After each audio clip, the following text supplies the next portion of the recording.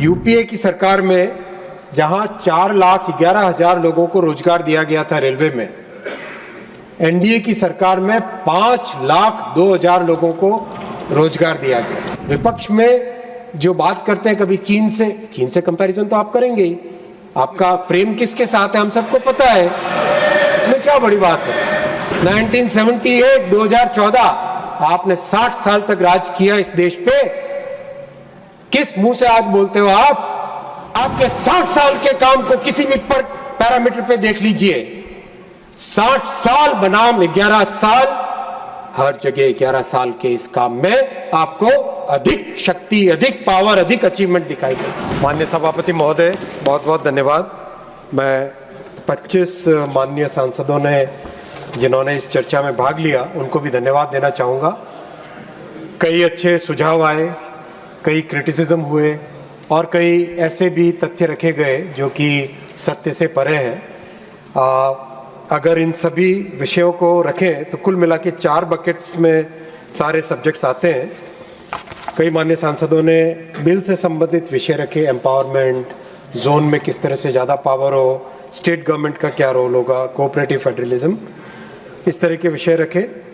कई माननीय सदस्यों ने सेफ्टी, कवच, सीसीटीवी और जो anti collision device 2000 UPA government में लगा था उसके बारे में विषय रखे। और कई माननीय सदस्यों ने तीसरा बकेट जो एम्प्लॉयमेंट से संबंधित विषय रखे। इलेक्ट्रिफिकेशन की बात आई। ओवरऑल बहुत ही समृद्ध चर्चा रही और मैं सभी माननीय सांसदों को इस समृद्ध चर्चा के लिए धन्यवाद देना चाहूँगा। मैं विशेष धन्यवाद देना चाहूँगा माननीय श्री हम सबके सम्माननीय श्री एच.डी. देवेगौड़ा साहब को। आपने जो आशीर्वाद दिया, आपके आशीर्वचन बहुत ही बहुमूल्य है। बहुत बहुत धन्यवाद आपको। आपने इतना अच्छे शब्दों में जो आशीर्वाद दिया उसके लिए मैं आपको धन्यवाद देना चाहूँगा। माननीय सभापति महोदय, मैं सबसे पहले बिल से संबंधित विषयों को कवर करना चाहूँगा जो कि एकदम रेलेवेंट है। कई माननीय सांसदों ने एक चिंता जताई कि क्या इस बिल से सेंट्रलाइजेशन होगा, क्या इस बिल से राज्य सरकारों के पावर कम होंगे। कुछ ने प्रश्न उठाया कि क्या बिल से पार्लियामेंट के पावर्स कम होंगे। मैं बहुत स्पष्ट तौर पे बताना चाहता हूं कि ये बिल एक सिंप्लीफिकेशन का बिल है। 2 कानून के बजाय एक कानून में अगर सारे प्रोविजन हो तो एक सिंपलर स्ट्रक्चर है। इसी भावना के साथ किया गया।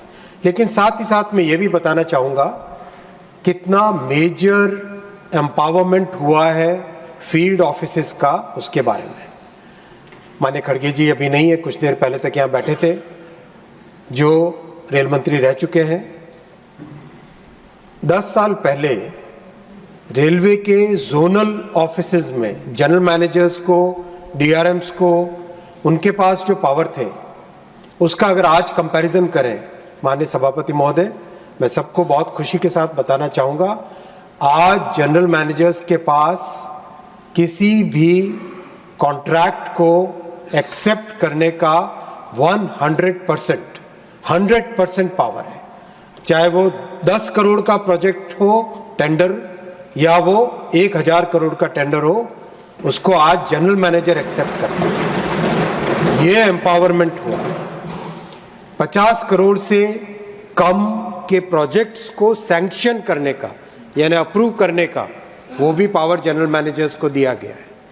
ये फील्ड में जो एम्पावरमेंट हुआ है, जिस तरह का डिसेंट्रलाइजेशन इन 10 वर्षों में हुआ है, अध्यक्ष जी, सभापति महोदय, उसके कारण आज रेलवे में इतना जबरदस्त, इतना तेज काम संभव हो पाया है। माइक, ये तभी संभव हो पाया है क्योंकि इतना मेजर डिसेंट्रलाइजेशन हुआ है और इसमें राज्य सरकारों के साथ मिल के बहुत सारे प्रोजेक्ट किए जा रहे हैं। जिन माननीय सांसद ने कहा कि राज्य सरकारों के पावर कम किए जाएंगे, ऐसा कोई इसमें प्रश्न नहीं उठता है। माननीय प्रधानमंत्री श्री नरेंद्र मोदी जी कोऑपरेटिव फेडरलिज्म में एक इनहेरेंट विश्वास रखते हैं, एक पक्का विश्वास रखते हैं और वो राज्य सरकारों को साथ लेके चलने में उनका हमेशा, उनकी कार्यपद्धति, उनके काम को आप देखेंगे तो वो राज्य सरकारों को हमेशा साथ लेके चलते हैं। कई इसके उदाहरण दे सकता हूँ मैं।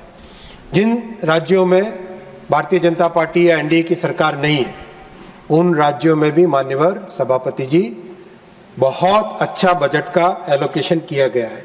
मैं नाम लेके भी बता सकता हूं, केरल में हमारी सरकार नहीं है, लेकिन वहां पर भी मोदी जी ने रेलवे के लिए 3000 करोड़ रुपए का एलोकेशन किया है, और यही यूपीए के समय मात्र 372 करोड़ होता था। ये कोऑपरेटिव फेडरलिज्म का बहुत बड़ा उदाहरण है। तमिलनाडु में हमारी सरकार नहीं है, अध्यक्ष जी, वहां पे 6626 करोड़ रुपए का बजट एलोकेट किया है। 870 करोड़ 880 करोड़ होता था। अभी उड़ीसा में हमारी सरकार बनी है, उससे पहले हमारी सरकार नहीं थी, मात्र 800 करोड़ का बजट होता था। यूपीए सरकार के दौरान मोदी जी ने 10,000 करोड़ रुपए का बजट दिया है उड़ीसा में। पश्चिम बंगाल, जहां से इतने कद्दावर रेल मंत्री आते थे, Please, I am please, giving the example of cooperative federalism. 1 second. please. West Bengal में बैठ कर नो, माननीय सभापति जी, प्लीज टेक योर सीट, माननीय सभापति जी, take your seat, not going on record, मान्यवर- प्लीज, प्लीज। माननीय सभापति जी, पश्चिम बंगाल में जहां यूपीए के समय 4380 करोड़ का बजट होता था, वहां आज 13,955 करोड़ रुपए का। ये किस आधार पे कहते हैं कि स्टेट्स के साथ डिस्क्रिमिनेशन है? बताइए माननीय सभापति जी। ये बिल्कुल निरर्थक बात बोलते हैं कुछ लोग, और केवल राजनीति के लिए बोलते हैं। मैं उनसे रिक्वेस्ट करूंगा कि इस तरह की छोटी राजनीति न करें। अध्यक्ष जी, ये बात सही है कि रेलवे में टेक्निकल लोगों को ज़्यादा इंपॉर्टेंस देनी चाहिए। मान्यवर मनोज झा जी ने भी कहा, सौरभ जी ने भी कहा, और मान्यवर कई सांसदों का इस तरह का मत था कि ज़रूर इसमें टेक्निकल लोगों को, क्योंकि बहुत ही टेक्निकल ऑर्गेनाइजेशन है। आप चाहे ट्रैक सिस्टम देखो, मैन्युफैक्चरिंग देखो लोकोमोटिव्स की, चाहे कोचेस की मैन्युफैक्चरिंग देखो, इलेक्ट्रिकल सिस्टम देखो, चाहे सिग्नलिंग एंड टेलीकॉम का सिस्टम देखो, चाहे रेलवे के ऑपरेशंस को देखो, हर जगह टेक्निकल इम्पोर्टेंस, टेक्निकल वर्क होता है। इसीलिए माननीय प्रधानमंत्री जी ने एक विशेष निर्णय लेके गति शक्ति विश्वविद्यालय के नाम से एक बहुत ही महत्वपूर्ण सेंट्रल यूनिवर्सिटी बनाई है, जिससे कि रेलवे के टेक्निकल सब्जेक्ट्स के बारे में रिसर्च हो सके, ट्रेनिंग हो सके, और अच्छे से अच्छे ट्रेंड लोगों को रेलवे में ज़्यादा से ज़्यादा लाया जा सके। ये उस महत्वपूर्ण निर्णय का परिणाम है कि आज रेलवे में एक नया कॉन्फिडेंस आ रहा है, एक नए तरीके से काम करने की पद्धति आ रही है। इसके अलावा जो मान्यवर सांसदों ने बिल के विषय में रखा कि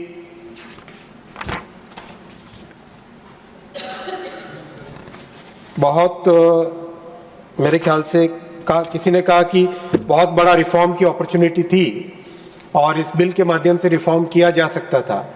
सभापति महोदय, 10 वर्षों के अगर रिफॉर्म्स को अगर आप देखेंगे तो वो लिस्ट इतनी लंबी है कि आप इस बिल की बात भूल जाइए। एक लगातार रिफॉर्म किए जा रहे हैं। माननीय प्रधानमंत्री श्री नरेंद्र मोदी जी रिफॉर्म्स में एक अटूट भरोसा रखते हैं। किसी के कंपल्शन में आके रिफॉर्म करने की बात नहीं है, वो पूरे कन्विक्शन के साथ रिफॉर्म करते हैं। और इसी कारण से आज अगर हम काम की गति को देखें, अध्यक्ष जी, सभापति महोदय, इन 11 वर्षों में 34,000 किलोमीटर नए रेलवे ट्रैक बने, जो जर्मनी जैसे समृद्ध देश से ज्यादा रेलवे ट्रैक्स हैं।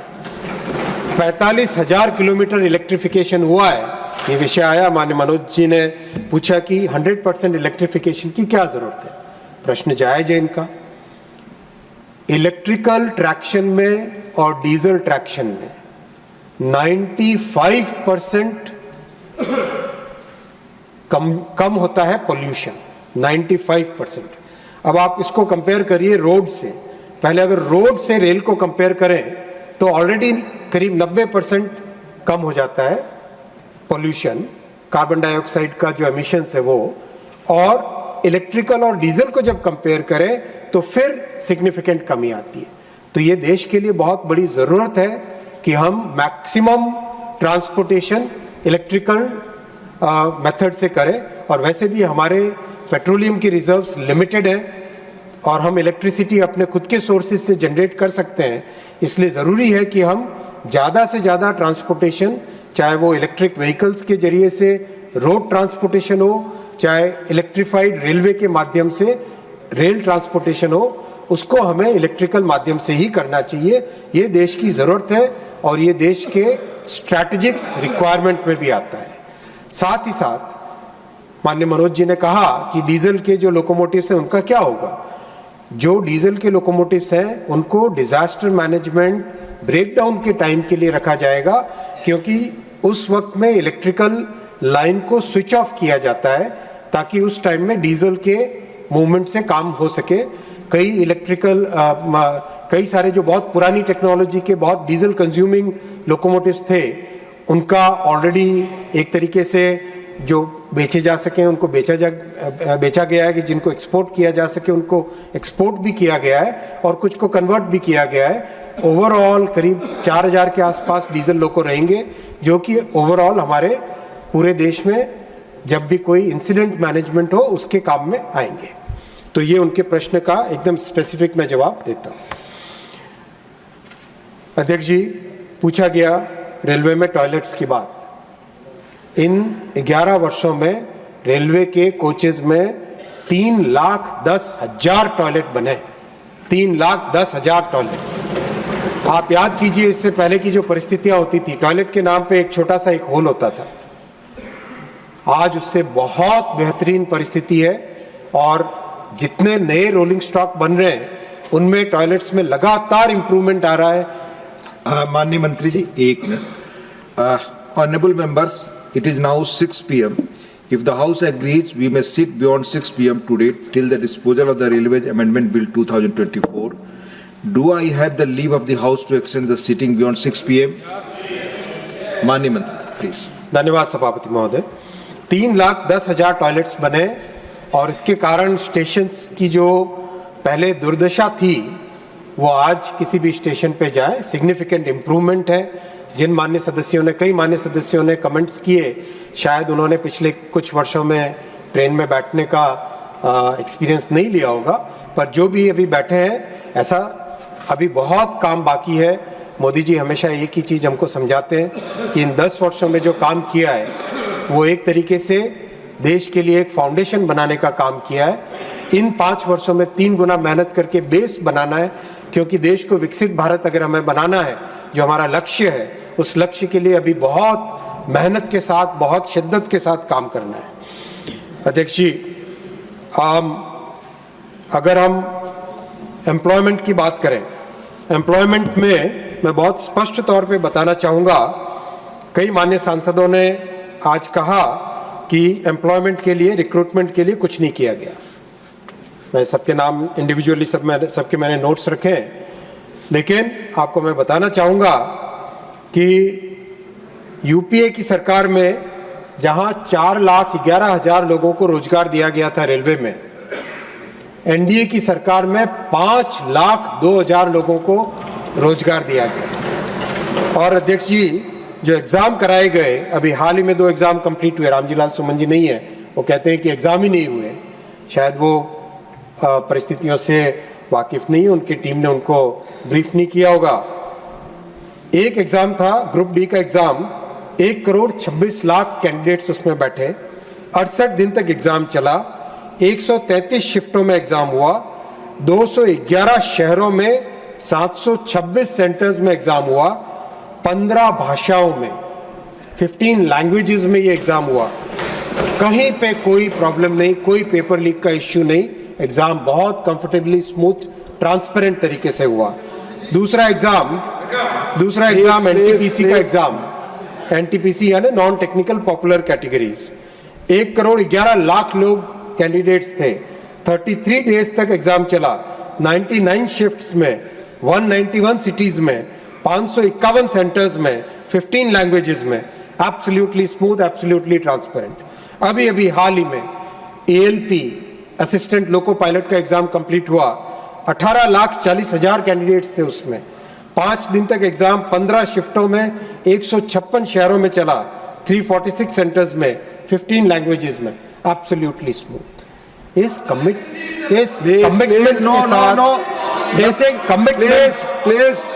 कमिटमेंट के साथ हम काम कर रहे हैं अध्यक्ष जी, सभापति महोदय, इस कमिटमेंट के साथ काम कर रहे हैं और इस कमिटमेंट को बरकरार रखेंगे। कंप्लीट फोकस के साथ रेलवे के एम्प्लॉइज की ट्रेनिंग, कैपेसिटी बिल्डिंग की बात भी आई। आई गॉट प्लेटफॉर्म पे मैक्सिमम रजिस्ट्रेशन और मैक्सिमम कैपेसिटी बिल्डिंग के लिए एक बहुत बड़ा प्लेटफॉर्म बना है जिसमें लाखों कोर्सेज हैं। उस प्लेटफॉर्म पे मैक्सिमम जो एनरोलमेंट हुआ है वो रेलवे के एम्प्लॉइज का हुआ है और जो मैक्सिमम कोर्सेज ले रहे हैं वो भी रेलवे के एम्प्लॉइज ले रहे हैं। उनको लगातार ट्रेनिंग दी जा रही है, लगातार कोर्स करिकुलम को अपडेट किया जा रहा है और जितना हो सके प्रैक्टिकल कोर्स को रखा जा रहा है। माननीय सभापति महोदय, सेफ्टी पे आऊँगा मैं, बहुत बड़ा विषय है ये, इस पे कई मान्यवर सांसदों ने इस विषय को उठाया और ये विषय बहुत सीरियस विषय, इसको मुझे नहीं लगता है कि हमें कहीं पर भी इसमें कहीं पर भी ध्यान कम करना चाहिए। सेफ्टी सबसे टॉप मोस्ट प्रायोरिटी है और निश्चित भाव से ये सेफ्टी टॉप मोस्ट प्रायोरिटी है। जो स्टेप्स लिए गए मैं उसके बारे में बताना चाहूँगा। पहले बहुत सारे टेक्नोलॉजिकल चेंजेस किए गए। टेक्नोलॉजिकल चेंजेस में जो रेल है यानी पटरी है, उस पटरी को 60 किलो की पटरी, 60 किलोग्राम पर मीटर की जो एक हायर क्वालिटी की रेल है, 1.5 लाख किलोमीटर इन 11 वर्षों में 1.5 लाख किलोमीटर हायर क्वालिटी की रेलवे ट्रैक लगाया गया है। पटरियों के बीच में अगर वेल्डिंग होती है तो वो वेल्डिंग जॉइंट जो पॉइंट है, वो जॉइंट का पॉइंट वहाँ पे वल्नरेबल होता है। उसको वल्नरेबिलिटी को कम करने के लिए लॉन्गर रेल पैनल यानी 260 मीटर का रेल पैनल 76,000 किलोमीटर के लॉन्गर रेल पैनल लगाए गए जो कि यूपीए के समय से 7 गुना अधिक है। डिजिटल स्टेशन का control, digital control, electronic interlocking बोलते हैं रेलवे की टर्मिनोलॉजी में, मात्र 800 स्टेशन हुए थे यूपीए के समय में। एनडीए के समय में 3,243 स्टेशंस को डिजिटल कंट्रोल पे लाया गया है। बहुत बड़ी सेफ्टी उससे इंप्रूव होती है। फॉग के समय में, कोहरे के समय में दिखाई देना कम हो जाता है। सिर्फ 90 फॉग सेफ्टी डिवाइस थे 2014 में जब मोदी जी ने जिम्मेदारी ली थी।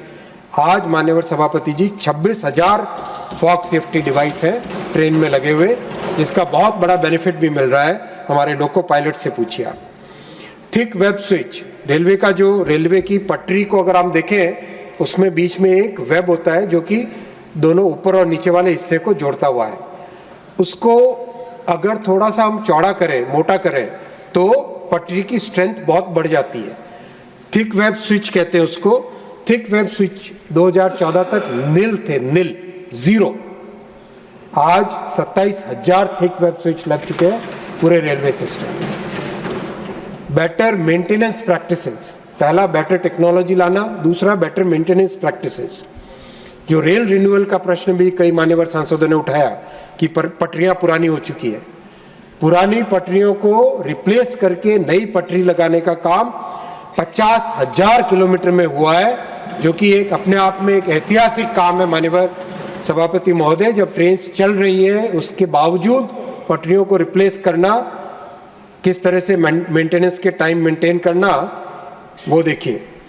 अल्ट्रासोनिक फ्लॉ डिटेक्शन, वेल्डिंग के पॉइंट को डिटेक्ट करने के लिए, जहां मात्र 79 लाख के आसपास पूरे यूपीए की पीरियड में हुआ, आज वो 1 करोड़ 90 लाख जगह पे अल्ट्रासोनिक फ्लॉ डिटेक्शन की टेस्टिंग हुई, मतलब डबल से ज्यादा।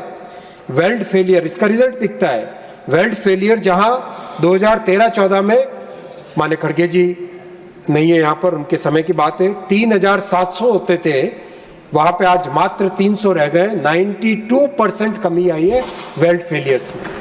माननीय सभापति महोदय, हमेशा रेल फ्रैक्चर एक कॉमन हम लोगों की पार्लेंस में आ गया था। दिन रात सुनते थे रेल फ्रैक्चर हो गया, रेल फ्रैक्चर हो गया। बात सही भी है। 2013-14 में 365 दिन में 2,548 रेल फ्रैक्चर होते थे। 365 दिनों में 2548 रेल फ्रैक्चर होते थे।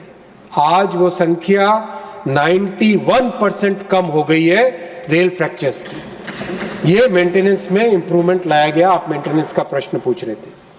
ट्रेनिंग का, स्टाफ की ट्रेनिंग, सिम्युलेटर्स लगाए जा रहे हैं जिससे कि रियल लाइफ लोगों में कैसा एनवायरनमेंट होगा, एग्जैक्टली उस तरह के एनवायरनमेंट में ट्रेनिंग हो। रनिंग रूम्स लोको पायलट के, एक भी रनिंग रूम में एयर कंडीशनिंग नहीं थी 2014 में। बड़े बड़े कद्दावर नेता थे जो कि माननीय तनखा जी कह रहे थे कि एक ब्यूरोक्रेट को लगा दिया।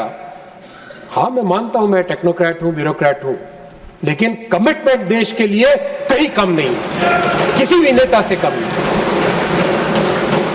अगर कमिटमेंट में कम आए तो आप उंगली उठाइए, नहीं तो आपको उंगली उठाने का कोई अधिकार नहीं।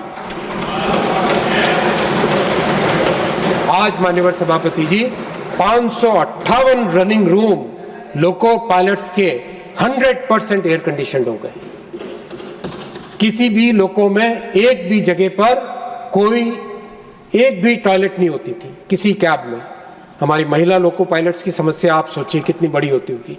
आज 50% लोकोमोटिव्स में टॉयलेट्स की व्यवस्था कर दी गई है और जितने नए लोकोमोटिव्स बन रहे हैं, अभी मैं दाहोद में लोको देख के आया जो नए जनरेशन का लोकोमोटिव बन रहा है। आप विश्वास नहीं करेंगे, लोकोमोटिव ऐसा है जैसा कोई कंप्यूटर सेंटर होता है, जैसा कोई डेटा सेंटर होता है, उस तरह का लोकोमोटिव, एकदम नई जनरेशन का, नई टेक्नोलॉजी का, और इतनी अच्छी टॉयलेट उसमें, वो भी टॉयलेट भी फुल्ली इंटरलॉक लोको के पूरे कंट्रोल सिस्टम के साथ। उस कमिटमेंट के साथ काम कर रहे हैं अध्यक्ष सभापति महोदय। मोदी जी का जो कमिटमेंट है महिला शक्ति के लिए, हमारे समाज के हर वर्ग के लिए, उस कमिटमेंट को आज दुनिया सराह रही है। विपक्ष में जो बात करते हैं कभी चीन से कंपैरिजन तो आप करेंगे ही। आपका प्रेम किसके साथ है हम सबको पता है, इसमें क्या बड़ी बात है। और जो आपने आंकड़े दिए, माननीय तनखा जी ने जो आंकड़े दिए, वो दिखाता है कि उनके समय में क्या काम होता था या काम नहीं होता था, उसको दिखाता है। जिस कंपैरिजन की ये बात कर रहे हैं, 1981 से आपके प्यारे देश ने काम चालू किया रेलवे के मॉडर्नाइजेशन का। वो काम भारत में 2014 में चालू हुआ। 1978 2014 आपने 60 साल तक राज किया इस देश पे। किस मुंह से आज बोलते हो आप? इन 60 वर्षों में आपने 20,000 किलोमीटर इलेक्ट्रीफाई किया। मोदी जी ने 11 साल में 45,000 किलोमीटर इलेक्ट्रीफाई किया। आपके 60 साल के काम को किसी भी पैरामीटर पे देख लीजिए। 60 साल बनाम 11 साल, हर जगह 11 साल के इस काम में आपको अधिक शक्ति, अधिक पावर, अधिक अचीवमेंट दिखाई देगा। इसलिए बैठ कर नो कमेंट, इसलिए बैठ कर नो कमेंट प्लीज। आप बोले, इसलिए please John Brittas not allowed. थोड़ा सा ध्यान मैम, थोड़ा सा ध्यान, सिर्फ माननीय मंत्री जी की बात रिकॉर्ड पे जा रही है, आप बोले प्लीज। थोड़ा सा ध्यान अपने देश पर भी दे दीजिए तो बहुत भला होगा, आपका भी और देश का भी। माननीय अध्यक्ष जी, सेफ्टी में जो बहुत बड़ा एक कंट्रीब्यूशन होता था एक्सीडेंट्स का, वो था लेवल क्रॉसिंग्स का। बहुत सारे लेवल क्रॉसिंग, करीब 9,000 के आसपास थे, जहां पे लेवल क्रॉसिंग है लेकिन वहां पर न तो कोई व्यक्ति रखा गया था, न कोई टेक्नोलॉजी रखी गई थी। मैं बहुत खुशी के साथ आपको बताना चाहूंगा कि 9,000 के 9,000 अनमैन्ड लेवल क्रॉसिंग्स को कंप्लीटली एलिमिनेट कर दिया गया है। और आज जो भी लेवल क्रॉसिंग है वहां पर या तो व्यक्ति है, या अंडरपास बना दिया गया है, या फिर फ्लाईओवर बना दिया गया है, जिससे कि उस एक्सीडेंट की एक बहुत बड़ी जड़ से समाप्त किया जा सके। अध्यक्ष जी, जो LHB कोचेज है, पुरानी एक 1960s की 1950s की टेक्नोलॉजी थी ICF कोचेज की, उसकी जगह LHB कोचेज लगाना देश के लिए एक बहुत इंपॉर्टेंट काम था। 1990 में ये टेक्नोलॉजी आई, लेकिन 1990 से 2014 तक बहुत धीमी गति से काम हुआ। मात्र 2300 एलएचबी कोचेस थे। इन 10 वर्षों में, इन 11 वर्षों में 41,000 एलएचबी कोचेस का मैन्युफैक्चरिंग किया गया, 17 गुने ज्यादा। ऐसा जो कहते हैं कि अध्यक्ष जी केवल सेफ्टी का नाम लेने से नहीं होता है, पूरा एक एक फैक्टर पे जाके डिटेल्ड एनालिसिस करके उसके रूट कॉज में जाके उसको सॉल्व करना पड़ता है, तभी जाके सेफ्टी एनहांस हो सकती है। और वही किया गया है। सेफ्टी पे मात्र 8-10 हजार करोड़ का खर्चा होता था, पहले इन्वेस्टमेंट होता था यूपीए के समय में। आज 1,14,000 करोड़ रुपए का सेफ्टी पे इन्वेस्टमेंट है। कोई रेल सेफ्टी फंड के बारे में बात कर रहे थे, तब माननीय सभापति महोदय 2,000-4,000 करोड़ का अगर रेल सेफ्टी फंड बना देते थे तो उसी में लोग खुश हो जाते थे, तालियां बजवा लेते थे इस सदन में। आज मोदी जी 1,00,000 करोड़ से ज्यादा का हर साल सेफ्टी पे इन्वेस्टमेंट कर रहे हैं और उसका रिजल्ट भी दिखाई दे रहा है। आज रिजल्ट मैं नहीं कहता कि ये पड़ाव आ गया है, ये पड़ाव नहीं है, ये केवल जर्नी है। अभी भी 171 एनुअल एक्सीडेंट्स जो होते थे, 171 एवरेज था, उससे कम होके आज 30 पे आ गए, 30 पे आ गए। अरे भाई आज इस साल तो आज इस लेवल पे आने के बावजूद भी हम सेटिस्फाइड नहीं है। हमें और भी इसमें प्रयास करने हैं और इसमें हर एक फैक्टर में हमें रूट कॉज में जाके रूट कॉज को ही सॉल्व करना है। केवल लीपापोती से काम नहीं होता जैसा कि आपके टाइम में करते थे। आज हमें रूट कॉज में जाके सॉल्व करना पड़ेगा। बात कवच की आई और एंटी कोलिजन डिवाइस की बात तीन मान्य सांसदों ने की। मैं फिर इसको कहता हूं, उसको पॉलिटिक्स से ऊपर उठ के देखें आप। एंटी कोलिजन डिवाइस जो लगाया था, प्लीज ऑनरेबल ममता जी ने, प्लीज ऑनरेबल ममता जी ने जो एंटी कोलिजन डिवाइस का बहुत ही फैनफेयर के साथ लगाया था। माननीय सभापति महोदय, मैं टेक्निकल, थोड़ी बहुत टेक्नोलॉजी की समझ है मुझे। किसी भी इंडस्ट्रियल सेफ्टी डिवाइस या इंडस्ट्रियल सेफ्टी सिस्टम का एक पैमाना होता है, SIL कहते हैं उसको, safety integrity level. Safety integrity level 1 सबसे कम और लेवल 4 सबसे ज़्यादा। सेफ्टी इंटीग्रिटी लेवल का सर्टिफिकेशन होता है, उसका एक पूरा प्रोसेस होता है, बहुत अलग अलग तरीके से उसको टेस्ट किया जाता है। उसके बाद में इंडिपेंडेंट सेफ्टी असेसर्स होते हैं, दुनिया में बहुत कम माने जाते हैं जो अच्छे ISA हैं, वो पूरा असेसमेंट करके सेफ्टी का असेसमेंट करते हैं। सभापति महोदय, मैं जिम्मेदारी के साथ कह रहा हूं, एंटी कोलिजन डिवाइस में कोई सेफ्टी इंटीग्रिटी लेवल का न कोई सर्टिफिकेशन हुआ, न कोई उस तरह से टेस्टिंग हुई। और यूपीए सरकार के समय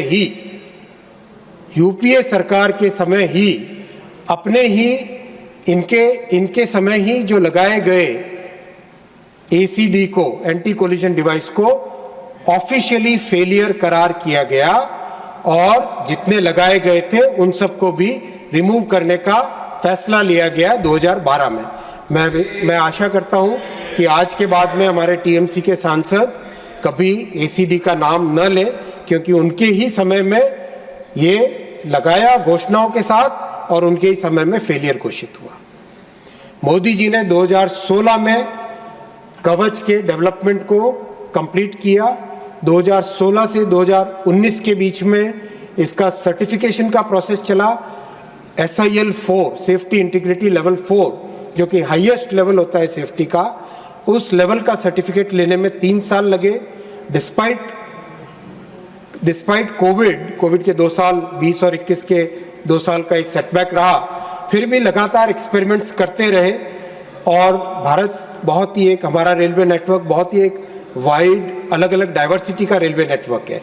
माननीय सभापति महोदय, कहीं पे बहुत ह्यूमिडिटी वाला एरिया है, कहीं पे ड्राई डेजर्ट का एरिया है, कहीं पे पहाड़ का एरिया है, कहीं पे नदियों वाला एरिया है।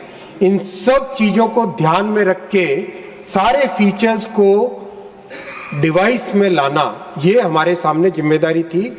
उस जिम्मेदारी को पूरा किया। 2021 से लेकर 2024 के बीच में 3 साल लगे। हर तरह के फीचर्स, हर पर्टिकुलर सिचुएशन में उसको टेस्ट किया और 16 जुलाई 2024 को कवच का वर्जन 4.0 फाइनली आरडीएसओ ने अप्रूव किया और अब 10,000 लोकोमोटिव एक साथ ऑर्डर टेंडर निकल चुका है, ऑर्डर्स प्लेस किए जा चुके हैं और 15,000 किलोमीटर का एक साथ काम इस पे कवच का चल रहा है। जो कह रहे थे कि 2% हुआ है और इसी गति से चलेगा, नहीं, ये मोदी जी के काम करने की ऐसी प्रवृत्ति नहीं है। जो मैं फिर जिम्मेदारी के साथ कहता हूं, जो समृद्ध देशों ने 20 साल में काम किया, जो समृद्ध देशों ने 20 साल में काम किया, वो हम इन 5 वर्षों में कंप्लीट करके दिखाएंगे। ये हमारा संकल्प है, ये हमारा संकल्प है और इस संकल्प में जो साथ दे आपको धन्यवाद, साथ नहीं दे तो देश आपको विदा भी कर देगा।